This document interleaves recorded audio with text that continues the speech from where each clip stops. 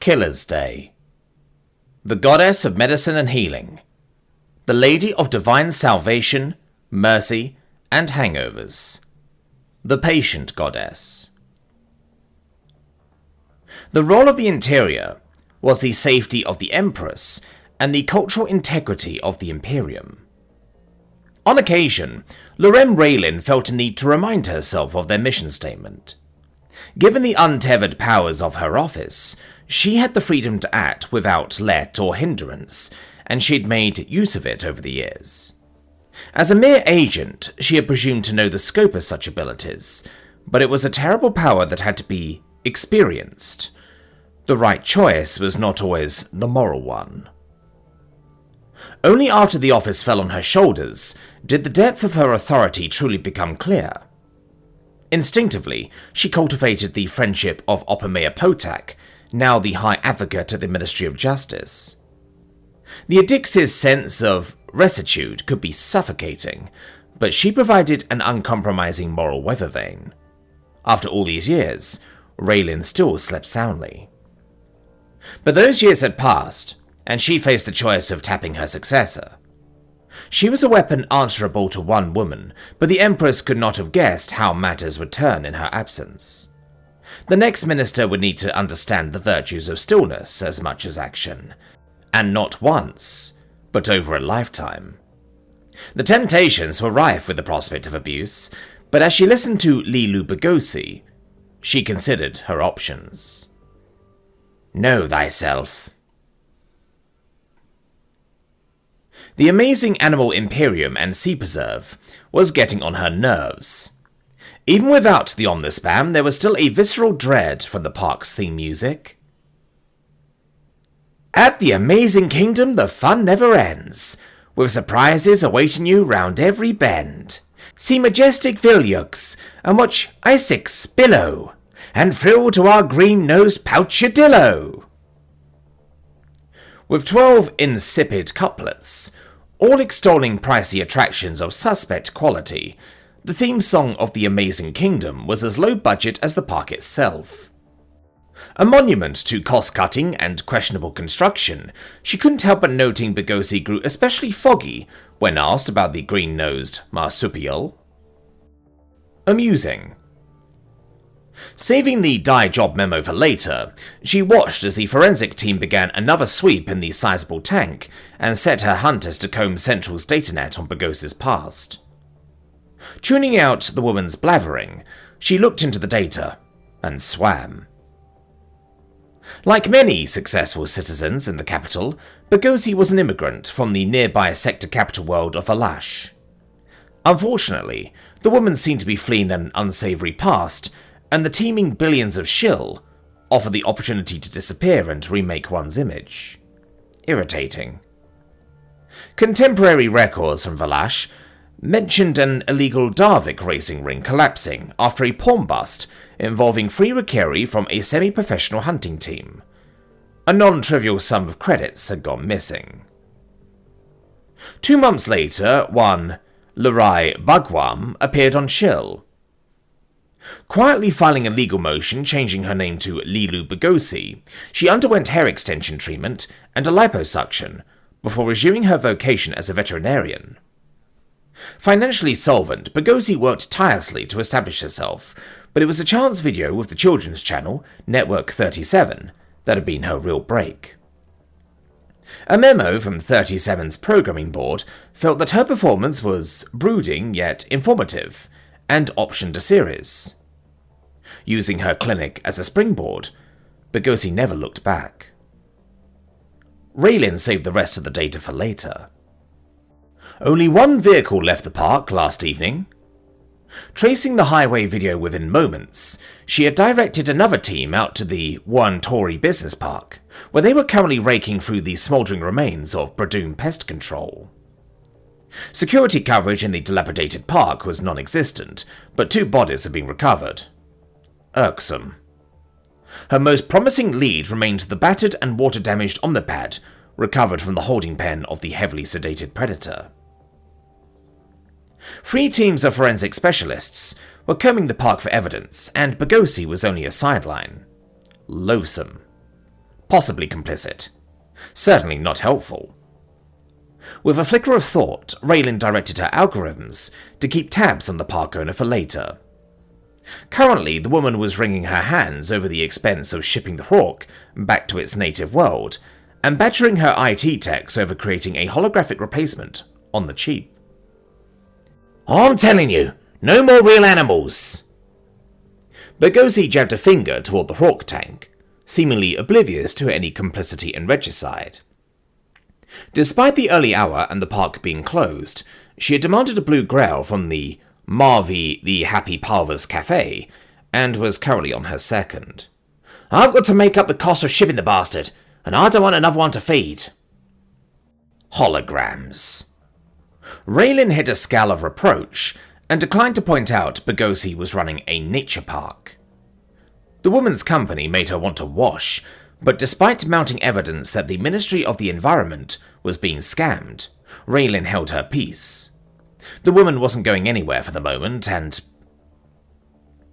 she felt a tug at her awareness as one of her hunters sounded an alert. While Lilu Boghosi was in her presence and certainly not going anywhere, her algorithms had interpreted the watch order to include the woman's residence in Tamak Tori. The flicker on the mini-mansion security system had been brief. Competently done. If not for her hunters, the break-in would likely have passed undetected.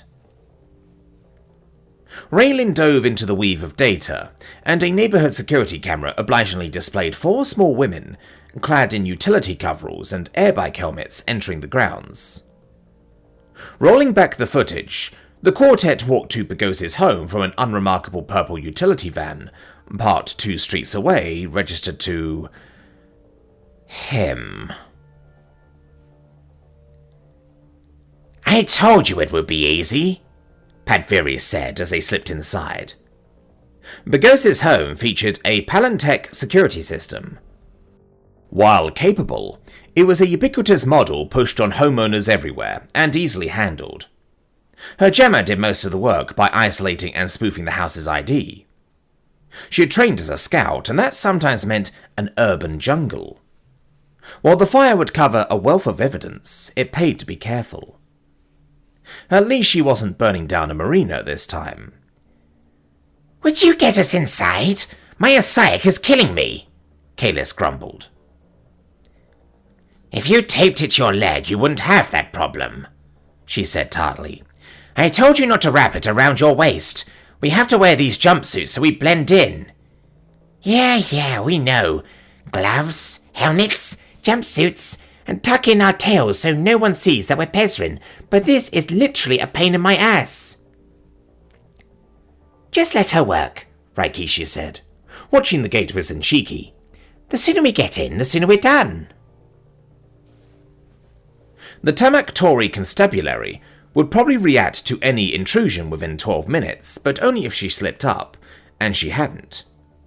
A well-off district, the fire brigade would be responsive, but the house wouldn't be communicating to anyone, and they'd be gone before a fire was reported. The only trick was ensuring that the fire looked like a natural event to the authorities, and making sure that Boghosi, and only Boghosi, understood the conflagration was a message. A look into social media presence revealed the woman as the public face of something called the Amazing Animal Imperium and Sea Preserve, a tourist destination squatting outside the city. Several of the attractions looked tasty, but that was beside the point. Trawling through the datanet gave Padviri an image of Boghosi's lifestyle, and to judge by her home, the woman was affluent but not rich. It seemed counter to her public persona, but affluent was fine. Affluent meant something for her sisters to steal. Tamak Tori was an older section of the city, and Boghosi's house was nestled on a decorous plot, complete with a privacy hedge and a large water feature by the pool, proudly displaying an oversized marble pouchadillo as the centerpiece. Padviri recognized the creature, as the family had caught one and roasted it for an appetizer. A scavenger, its meat had been stringy and tasted vile. Perched on its hind legs and fountaining water, seeing the stone facsimile made her stomach clench. A cursory look around the grounds satisfied everyone, and they made their way to the house. She was considering options for opening the door without signs of entry when she spotted the false rock nestled in a bedding of decorative ferns. Lifting it, she was rewarded with a spare door pass, which only lowered her opinion of the woman. I need to find the electrical panel, so you have a little time to find something. Once I set this off, we're out of here. She was about to usher her sisters in dramatically, but the effect was spoiled by Zenshiki sauntering inside. Raikishi and Kalis followed along while she packed up her jammer. Yeah, right. Make yourselves at home. Prince Adam's inquisition was remarkably covert. However, as incidents mounted, a fraction of nobles who had the talent to mix ignorance with arrogance began muttering about the interior. Maintaining Adam's cover was necessary, if inconvenient. The prince had gathered a number of colourful operatives, and Thomas Steinberg? Problematic. Adam shared a bond with Steinberg, who acted on a detached basis. Driven by obscure motives, there was strong evidence that Steinberg was present when Baroness Alaspur felt the need to jump a fence at the Imperial Zoo to join the rhino in festive dance. Swiftly killed and dismembered, the matter of her entry failed to be captured on camera. The Baroness had never been inclined to interpretive dance, and the zoo had to raise the fence around the rhino enclosure, but there the matter stalled. Aside from other circumstantial incidents, the human had only featured in drunken brawls whose frequency had fallen precipitously after his marriage. Rolling back the footage, she trailed the van backward through time. Its morning route wound through a number of side roads with no coverage, but the driver failed to alter their speed or direction more than a handful of times. A stop outside the estate of Duchess Eliana Varun revealed the 4 occupants. Something of a rarity in Imperial space, at this precise moment there were precisely 31 Pezrin on the surface of Shill, either as visitors or resident workers. 27 of them, adults and children alike, were incorporated as a working warband acting for the Duchess. One was in the direct company of Princess Kalira. Another was employed by the Tide Pool. She didn't even have to play the odds. The math spoke for itself. It was time to tidy up the details here. Expedient.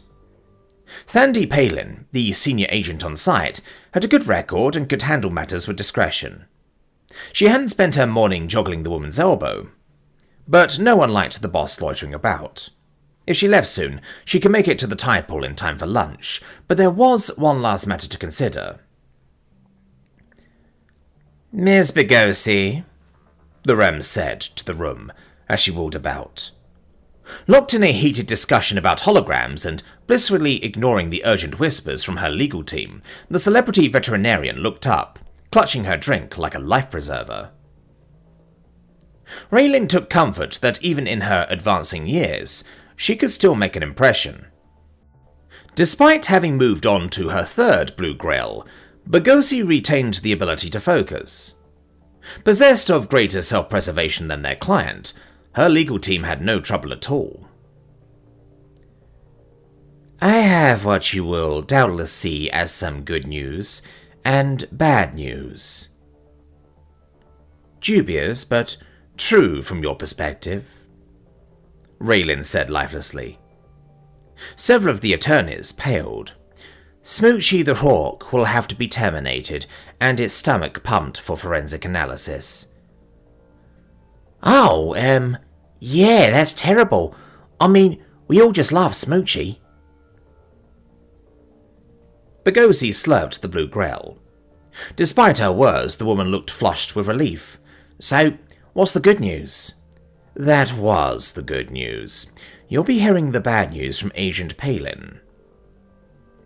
Getting out into the field still had its pleasures. Before I depart, I wanted to ask about 2 items that stood out on your personal expenditures. That is, your bulk purchases of Agir for Shill hairspray, and substantial quantities of petroleum jelly. With her work on the electrical panel complete, Pat Veary mused over her training as she packed up the last of her tools. The honoured position of scout within a warband had gained considerable depth since the early days of Pesh. While competition with other warbands always meant reconnaissance in a hostile environment, the transition to mercenary life out in the galaxy meant the role became more proactive. That suited her well enough. As the eldest sister, she intended to replace her mother as the tip of the family claw. As a means to an end, arson was useful. There was a chance of causing substantial damage, and the enemy was at least partially occupied, allowing you a better chance to get away clean. True, fire was indiscriminate, but the option to burn down an empty home gave her no particular qualms. Pesh was tidally locked, a narrow habitable zone bounded by fire and ice. The symbolism of fire was important. Fire not only destroyed, but could purify an enemy. While calling Bagosi an enemy was excessive, the woman had aroused the ire of Jabba, her Hakak's fence of choice. Until Bagosi was warned, he, and thus she, was not getting paid. Until she got paid, she had no money to procure a gift impressive enough to seal the deal with Past. As an operative, Past was competent. As a male, he was also charming, intelligent, and ripped. She liked to think she had her priorities in order. Getting laid within the decade was a personal goal, but it was still a goal, and he was the only boy on the planet. Bagosi's house never stood a chance. Creating the short was a straightforward process. Like any modern home, several smart features activated throughout the day, and she traced several before selecting the autovac. Bagosi ran the cleaning drones daily at noon, which was only a short time from now. With luck, the blaze should be quickly contained, with a minimum of damage. Tong could notify Jabba, who could then make threats as she pleased. No harm done. Now all she had to do was collect her sisters and... The shriek echoed through the empty house, and Pat Veary grabbed up her tools at a run. Kalis was in trouble. Rayling considered the morning to have been productive. Fascinating. It was always good to learn something new. For example, aside from its value as a cosmetic product, hairspray could play an invaluable role in Darvik racing. Should an owner be concerned about the health of their Darvik, a wet track that might cause the animal strain or injury, perhaps it seemed that the owner could stop their animal. It was all down to hairspray. Spritzing the animal in the face caused it to inhale, temporarily contracting the air passages. Out of breath, the Darvik ran slowly. The animal stayed safe. For a track veterinarian, it was an expedient means of fixing a race, and Bagosi's expression was one that she would cherish. No act of treason, and the matter was a sideshow, but the Imperium would be rather better off. Her Highness, Princess Kamordri Tassu, was dead. The people would want answers, and Bagosi would be useful in her turn. After the death of Kalandri, Kamordri had become the senior daughter. Not necessarily the heir apparent, as such a declaration would have been appalling in Her Imperial Majesty's time of mourning, but the case would have been made. Kamordri had her circle of friends, cronies, and malingerers, and that was a problem. The Imperium was a monarchy, operating under a constitutional writ in harmony with the Assembly of Nobles. Along with a spiritual mandate, the Imperium created the deep ties of obligation necessary to maintain itself across the vast distances of space, where each sector required degrees of autonomy. The secret of the Imperium was to create the bonds of loyalty and maintain the right scale of values. No matter how ambitious the governess, treason was unthinkable in the minds of the people. Sacrilege. Its success over the ages required the Empress to express loyalty to the people, and Kamordri was not that woman. No matter how inept, a devout monarch could be managed, but Kamordri never understood. The woman tried to purchase loyalty, failing to comprehend that you could never purchase the devotion of hearts, minds, and souls. From the day word arrived on Kalandri's death, Lorem Raelin knew she would have to remove Camordry. She knew the pain it would cause her empress, her beloved friend, but it had to be done. The problem remained that she had not arranged it. Caution. Calandri would have been a good empress, but the timing of her death was appalling. It was the height of good manners to know when to leave, and the woman had exited the stage at the worst possible moment. Now, a wide array of agents were in play, both great and small. As her sedan pulled onto the grounds of the tide pool, at least she knew one who would serve her lunch. Raikishi folded her hands as she scanned the room. I have no words for this. I don't care what you have to say about it. Help me up, Kalis snarled. Splitting up to search for valuables, Raikishi rushed into the other room when her sister screamed. Asking what happened seemed indelicate, just at the moment, and it was likely that Kalis would never explain.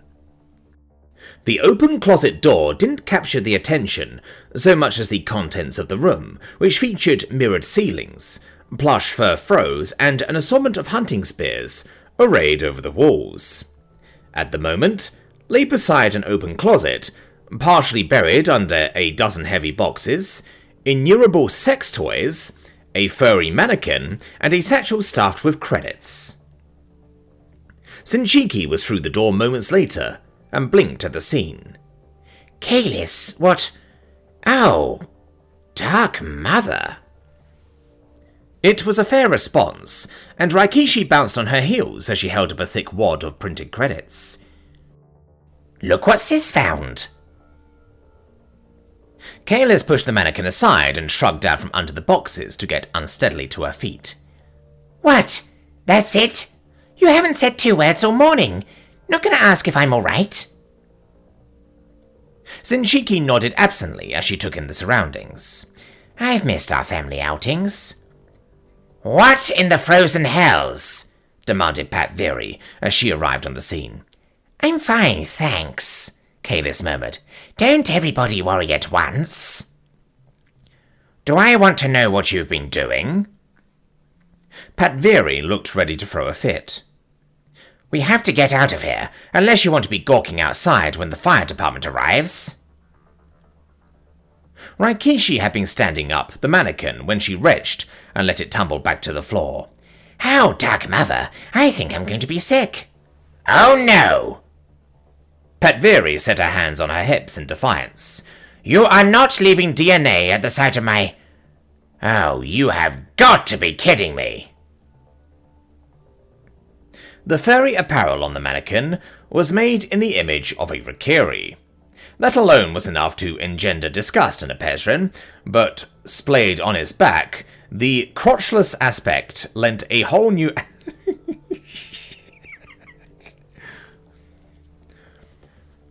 The furry apparel on the mannequin was made in the image of a Rikiri. That alone was enough to engender disgust in a Pezrin, but splayed on its back, the crotchless aspect lent a whole new dimension to the room. Yeah, snorted Kalis. There's a video player in the other closet too, but I wanted to see what was in the lot one. Fine, great, you found some cash. Can we go now? Pat Very threw her hands in the air. We go in, I do the job, you grab some stuff, and we get out. Now is the time for us to get... Shinshiki, you aren't. We don't have time for... Oh no. Tell me I'm having a nightmare, because that is just wrong. Oh yes! Pull my tail, you bad boy! Pull my tail! The big screen display lit up with a recording of Lilu Bogosi. Shown in glorious high definition, the woman was in the fursuit, energetically pleasuring herself atop a beraggled Rikiri, while swabbing him with ointment. Despite her intense passion, Bogosi's crooned endearments and fevered pumping seemed to have marginal effect on her bed partner. The male had a slightly glazed expression, though he was gamely hanging on to a roll of cash. The woman started rubbing herself with something greasy. Do you want me to Thankfully, Shinshiki hit pause. You said it's time to leave, Senshiki said with remarkable detachment. Yeah. Patviri looked like she'd just eaten a plate of rotten tripe. Leaving. We're done. We're who? Raikishi chirped as she bounded for the door. Nothing says I can provide like cash. Let's scoot. Great. I'll never unsee that. Kalis trudged out in her wake. And part of that's mine. Patviri turned to leave, but Senshiki barred her way. There's one more thing. Tom Steinberg's head idly bobbed along to some music while he watered his plants. Growing Tsar in the basement was a pain, but you never wanted to leave the stuff growing in the window. Here on Shill, the ganja had no real value, aside from being another curiosity from Earth. It didn't do anything to Shovanti, and it was too pungent and skunky for a cooking spice. On the other hand, he'd brought up a deserted field about half a mile from his house, and it turned out that cannabis just loved the climate on Shill. The Thames rarely dropped into the 40s, and the couple of greenhouses he'd set up on the cheap were doing great. Not that growing in the basement would ever stop him. It was more like a tradition. A bonus, even, having some green so close to home. He had a few of the plants growing down here, and 2 had reached maturity. Once he was done spritzing down his plants, he returned to the task at hand. He'd chopped one down and was working on it with a pair of clippers, occasionally tipping the buds into a bowl. As he worked, he idly sang along with the song, playing something horrific from Green Jelly.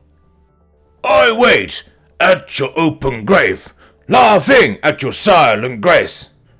I'll spit on your broken face, killing in the only name. Till then, I'll hunt you down. Tom listened and went back over the stems and stripped a few more buds. Yeah, Shanky added, idly munching a few bits of Tom's product that fell on the floor. Unlike Shovanti, weed did work on Rhinal. It didn't take much, and the sight of the stabby little frogs stoned out of their wits was hilarious. Yeah. And into the oven you go.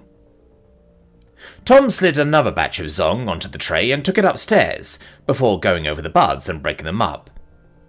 Making a massive batch of pop brownies was a lot more work when you didn't have a fuzzy little assistant. And Shanky just ate the buds. Tom slid the tray into the oven and took out the previous tray. Looking good, looking good. He idly looked at the clock, wondering how Patviri was doing. Well, no need to worry. Patviri was the most Pezrin who ever Pezrined, so Tom figured she'd be alright. Fears assuaged, he got his grinder and started pulverizing the decarbed weed. As he worked, he gave it a sniff. This was going to be some good butter. Yeah? Shanky ambled aimlessly around the kitchen. You feeling loopy, buddy? Tom chuckled, and picked up the dazed Froggy. He swore to God Shanky's eyes were spinning. Yeah. Chuckling, Tom walked into the living room and sat Shanky down on the little squish bed he set up for the frog. Before leaving, he turned on the TV. Shanky had a hilarious little obsession with violence, so Tom put in a DVD to keep him occupied and away from the rest of the bud. Natural Born Killers, a particular favourite of his. Totally banned, but that didn't stop anybody. A favourite of Tom's, not the frogs. Shanky rolled, slowly capsizing face down. There was a muffled, Yeah. Yeah, yourself. Tom went back into the kitchen and got back to work on his butter, turning the music back up as he went. The wedding batch was long done, but he wanted his own batch too. And he'd promised the pups a batch without the bud, so that was next. It's a damn good thing I like making brownies. Tom had only enjoyed half a thought before getting distracted by the fridge opening. Shanky? Yeah? There was nothing like the sight of a little green ball stealing your beer, but it was sadly an all too common sight around the Steinberg household. What did I tell you about taking my beer? Tom didn't expect it to work, but he said it anyways. As much as he loved his little garden, starting into hops was more like work. Some things you just had to bite the bullet and import. Shanky wandered back to the living room, dragging the six-pack behind him. Yeah? As Tom mourned his loss, he noticed something else. You ate the potted slug, too?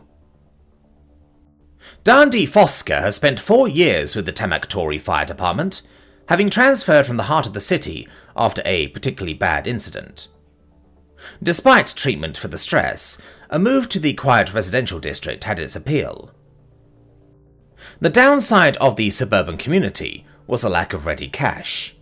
The lower stress of life in the suburbs meant losing her side hustle. But arriving at the scene of the conflagration, Fosker knew she had something to sell. Celebrity pictures covering Lilu Bogosi would sell.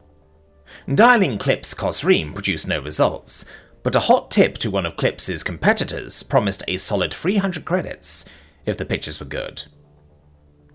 Subsequent investigation would reveal the modest blaze spiraled out of control thanks to several cases of petroleum jelly acting as an accelerant.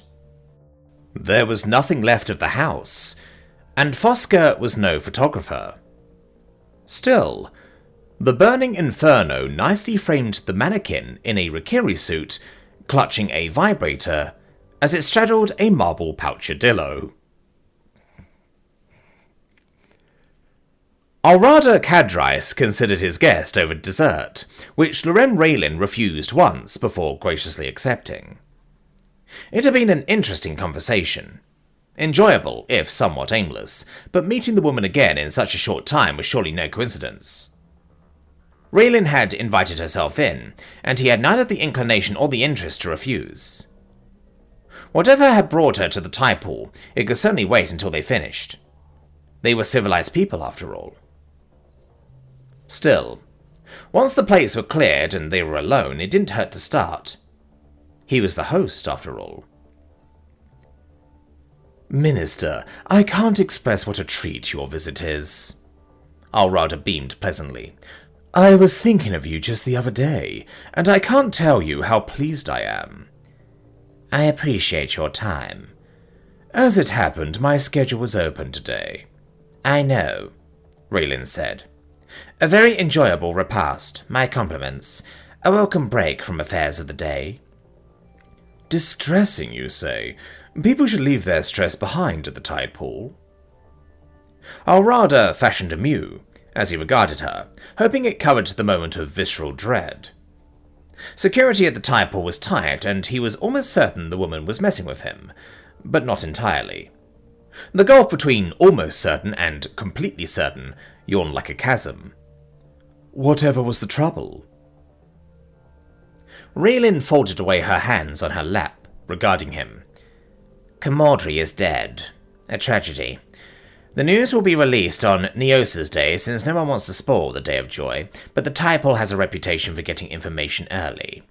I trust you to be discreet. How terrible! Please, you have my word on the matter. Besides, Drafrow's Day is the busiest of the year. I wouldn't dream of spoiling business. Alrada breathed deeply. Tell me, how did it happen? An unfortunate accident. Forgive me, I still have to discuss the matters with Oppermayor Potak, Raelin said blithely, her eyes sharp as she regarded him. The Minister of Justice? Alrada raised his eyebrows appreciatively as he cocked his head. The same. Regrettably, I've never had the pleasure, but she does have quite a reputation. Deserved, I assure you. Raelin's smile felt to reach her eyes. Reputations are interesting beasts, and liable to take a life of their own. I prefer to see things firsthand. Alrada settled back while he collected his racing thoughts. Lorem Raelin killed, yet when does it seem to be for other people? The woman moved through the city like she owned it. Cameras didn't work, traffic became diverted. She never admitted to a death, but he wondered if anyone had asked her to deny one.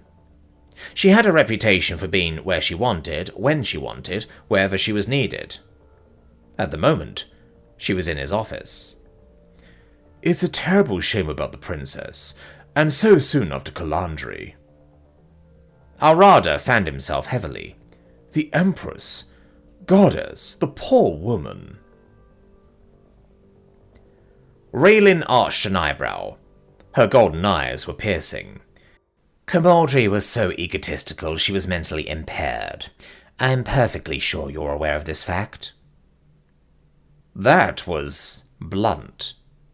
Given her history, was she seeking a murderer? Fitting someone up as a cover, there was no doubt she was assembling him, but he wasn't prepared to presume either was correct. Not with so many open questions, and he had questions of his own.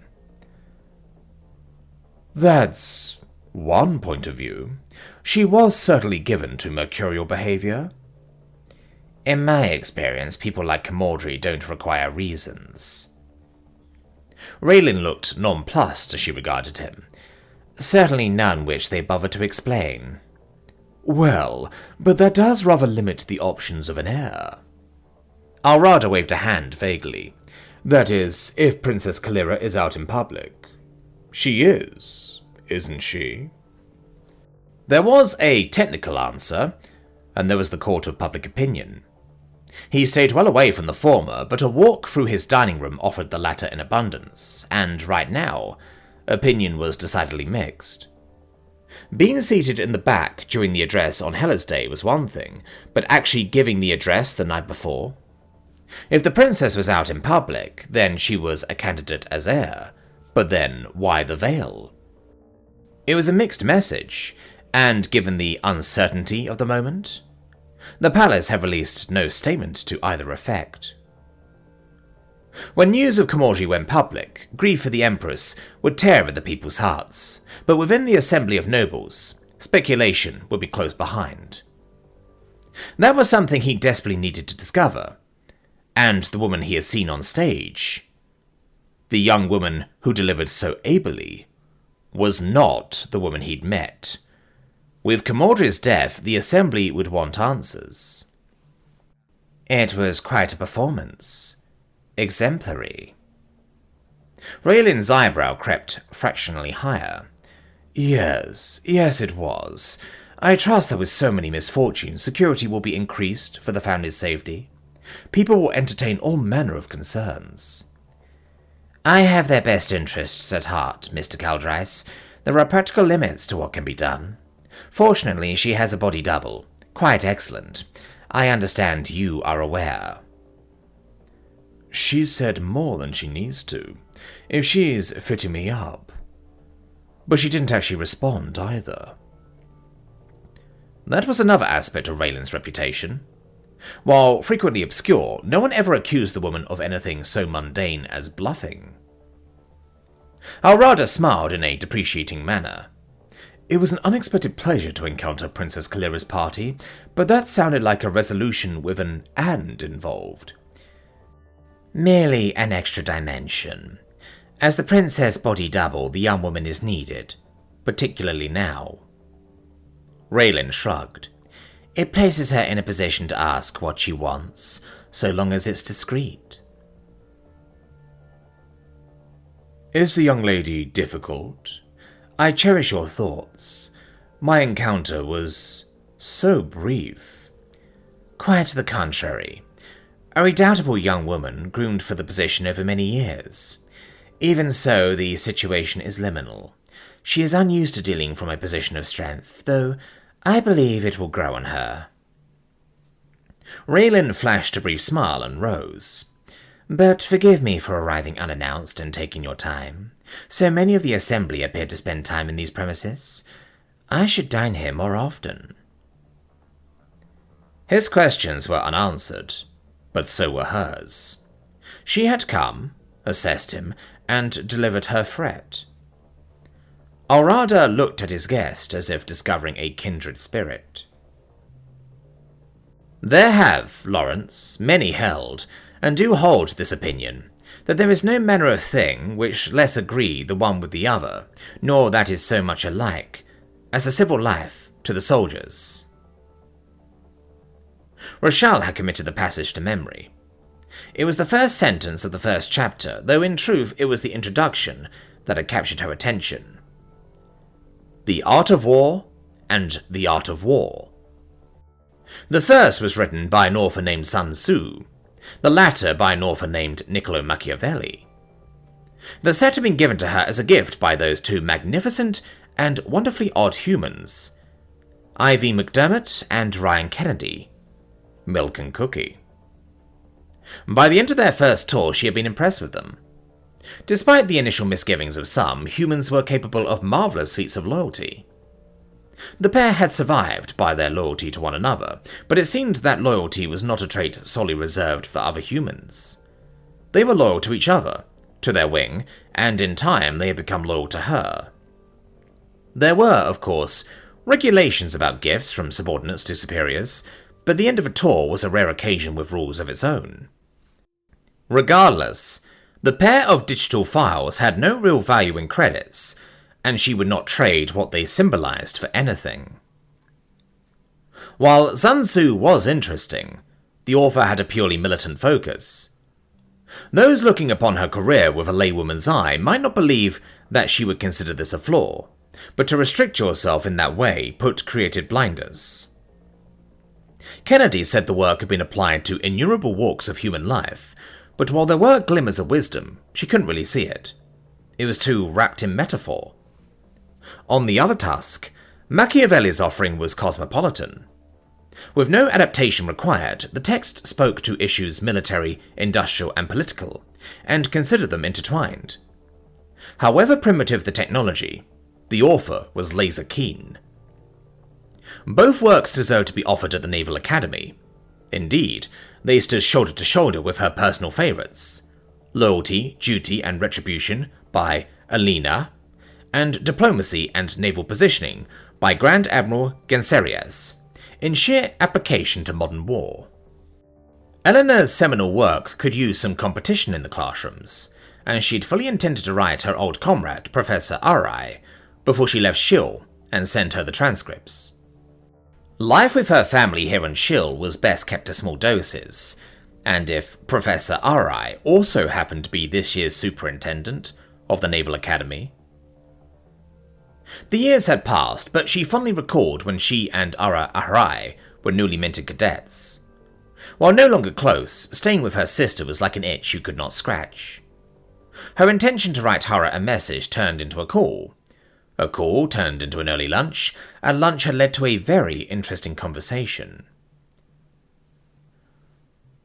You're saying a human is involved with cadets at the academy?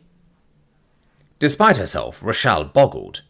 I like humans, but how in hell's name did the Blackstone ever buy off on that? And a man. The traditionalists must have had fits. Sort of, and they did. The impish smirk on Arai's face held no sympathy. But he was made a yeoman. Royal patronage works wonders, you know, but it's a small class. Oh, some of the old Grinshaws bellowed, but some of them want yeoman status when they retire, so it was a very muted bellow. I reviewed his war game, purely ad hoc work, but I might have remarked that I found it a remarkably cogent look into developing a military-industrial complex. Rochelle canted her head.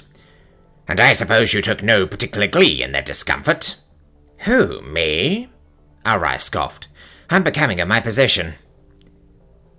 And you've always had a lofty regard for your rank, too. Irony dripped from Rochelle's voice. Even as a cadet, Hara had never suffered fools, and she'd worked damn hard to make sure she never was one. If she believed there was some merit... Look who's talking. Don't forget how long we've known each other.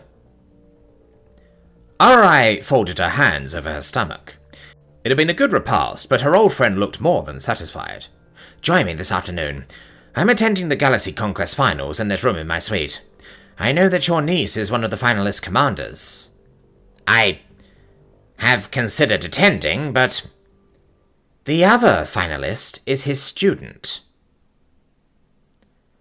Arai let the words draw out twice as long as they ought, which was a blessing. It gave her thoughts a moment to catch up. His student? You mean the human? And how do you know who the finalists are? That information is supposed to be private. Oh, it's not a crime. The Naval Academy funds a third of the game while the Blackstone picks up another. Gives us an edge recruiting anyone who catches our eye, and given how popular the damn thing is, we should be demanding royalties. Aharai leaned in, resting her chin on her fingertips. And the human? The girl's in his personal class, not even enrolled as a cadet. Rochelle gave her a wintry look. Hara wasn't buying. Oh, thaw out. This is me talking, and I know perfectly well you're curious.